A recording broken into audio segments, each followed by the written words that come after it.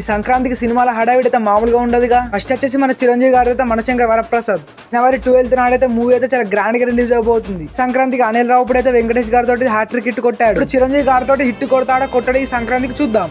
వచ్చేసి మన ప్రభాస్ అన్న రాజాసాబ్ ఈ మూవీ కోసం డార్లింగ్ ఫ్యాన్స్ అయితే 1000 కాళ్ళతో ఎదురు చూస్తున్నారు మామ. ఈ మూవీ కూడా సంక్రాంతికి అయితే రిలీజ్ కాబోతుంది భయ్య. ఈ రోజులకు మన వింటేజ్ డార్లింగ్ ఇస్ బ్యాక్ మామ. వచ్చేసి మన రవితేజ అన్న భక్త మహాశివులకు విజ్ఞప్తి మూవీ టీజర్ అయితే రిలీజ్ అయింది. టీజర్ కూడా అద్రిపోయింది. మూవీ జనవరి 13th నాడైతే థియేటర్ లో అయితే చాలా గ్రాండ్ గా రిలీజ్ అవబోతుంది మామ. రవితేజ అన్న ఇవరకే ఫ్లాప్ లో ఉన్నాడు. ఇప్పుడు ఈ మూవీ తోటి మంచి కంబ్యాక్ ఇవ్వాలని కోరుకుందాం మామ. మంచి హిట్ కొట్టాలని చూద్దాం.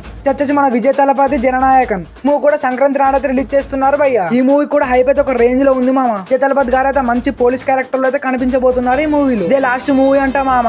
నెక్స్ట్ వచ్చేసి మన నవీన్ పోలిశెట్టి అనగనగా ఒక రాజు 5 సంవత్సరాలకు ఒక్క మూవీ తీస్తున్నాడు మామ మన నవీన్ పోలిశెట్టి. సంక్రాంతికి అయితే చాలా గ్రాండ్ గా రిలీజ్ కాబోతుంది. ఈ మూవీలో ఒక్కొక్క కంటెంట్ అయితే చాలా స్పీడ్ గా వదులుతున్నారు. వచ్చేసి మన శర్వానంద్ అన్న నారి నారి నడుమ మురారి టీజర్ కూడా రిలీజ్ అయింది. టీజర్ అయితే అదిరిపోయింది. మూవీ తోటి పక్క సంక్రాంతి హిట్ కొట్టేస్తాడని నాకు అనిపిస్తుంది. మూవీ కూడా చాలా గ్రాండ్ గా థియేటర్ లో అయితే రిలీజ్ కాబోతుంది మామ. సంక్రాంతికి ఏకంగా 6 సినిమాలు అయితే రిలీజ్ కాబోతున్నాయి. ఏ మూవీ హిట్ అవుతుందో ఫట్ అవుతుందో చూద్దాం. వీడియోస్ నచ్చినట్టయితే లైక్ చేసి సబ్స్క్రైబ్ చేసుకోండి మామ.